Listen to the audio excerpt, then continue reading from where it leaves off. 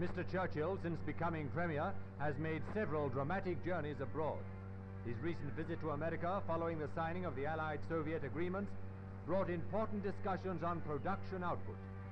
The two statesmen must have had in mind the many American aircraft factories similar to this gigantic mile-long plant erected by Henry Ford at Detroit. From now on, one great bomber will come off this assembly line completed every hour of each day. Mr. Churchill always likes to see things for himself, so down he went to Fort Jackson as the guest of the American Army.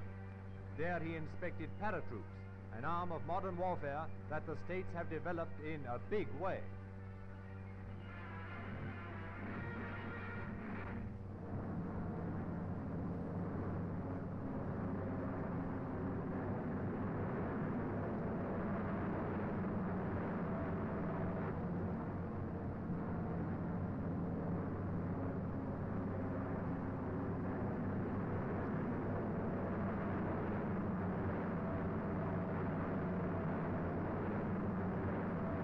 America was late in the field, but she's rapidly pulling ahead with speed, enthusiasm, and skill.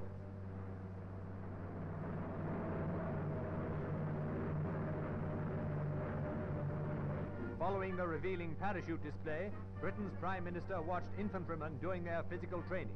Up on the rostrum, he had an instructor's eye view.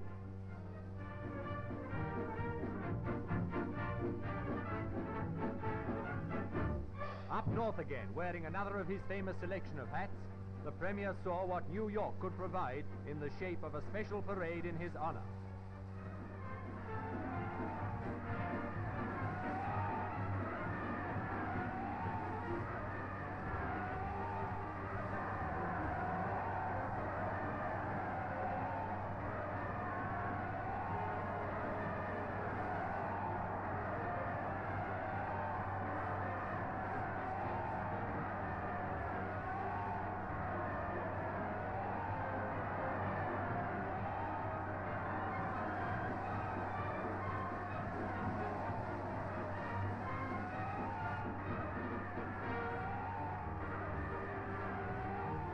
Mr. Churchill took away with him a pretty comprehensive idea of how the United States is mobilized for this deadly war of the United Nations.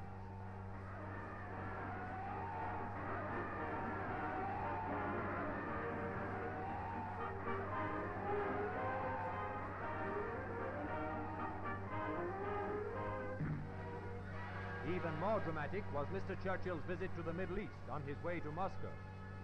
When the familiar figure of Air Commodore Churchill emerged from his plane, there to greet him after his long and arduous journey were many distinguished people, among them Sir Miles Lampson, the British ambassador, and Mr. Casey, British Minister of State.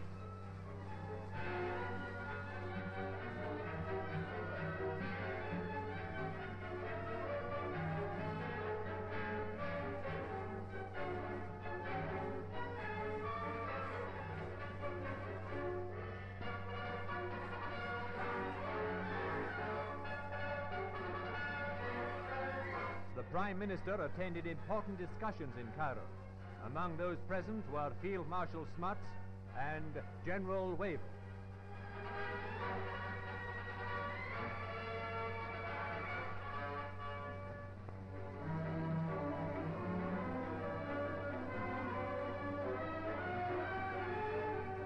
The new Commander-in-Chief, Middle East, General Alexander, arrived by plane to take part in these important conferences.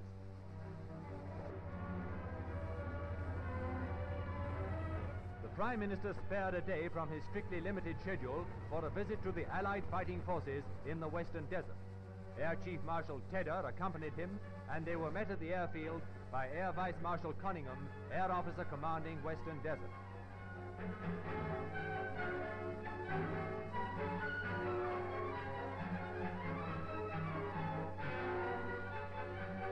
During the long journey from England to Russia via the Middle East, great risks were inevitably run, but Winston Churchill has never been deterred from his duty by thought of personal danger. His great admirer, Joseph Stalin, had often expressed his desire to meet the grand old war horse, so Britain's Premier has obliged. Meanwhile, under the hot desert sun, Mr. Churchill met and talked with some of the pilots whose exploits have been making history. He surprised and gratified them by remembering actual details of their flights.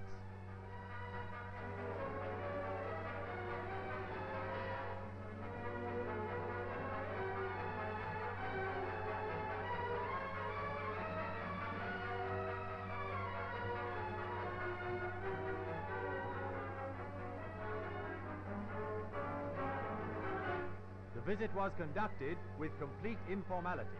The secret of the Premier's presence in the desert had been carefully guarded, but the news soon spread and men rapidly gathered to catch a glimpse of the great man.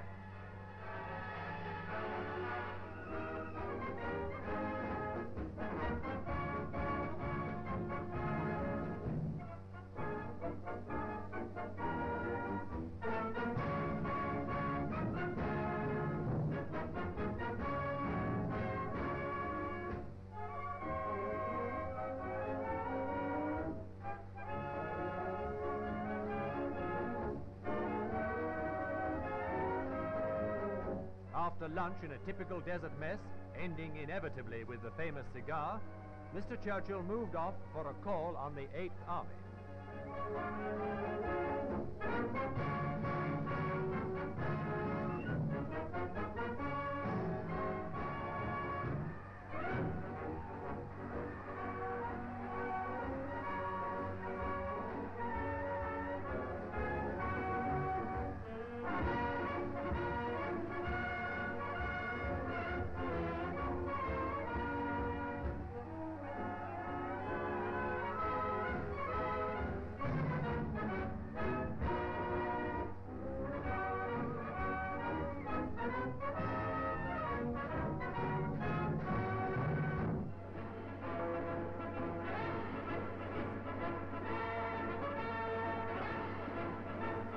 The Prime Minister showed the keenest interest in the tanks and their crews.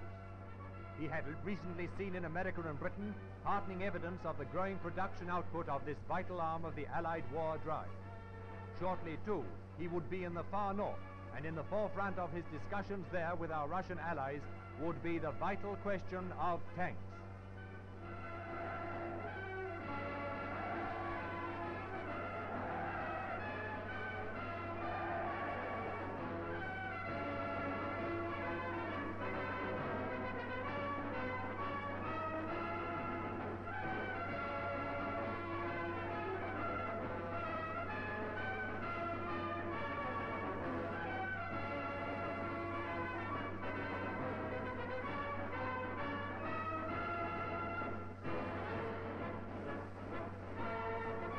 Everywhere he went, Mr. Churchill met with the same enthusiastic welcome, rendered all the happier by his unexpected appearance.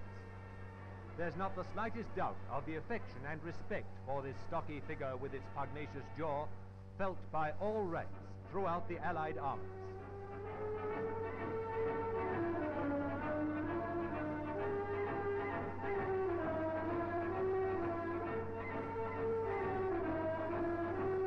All right, there's still one left.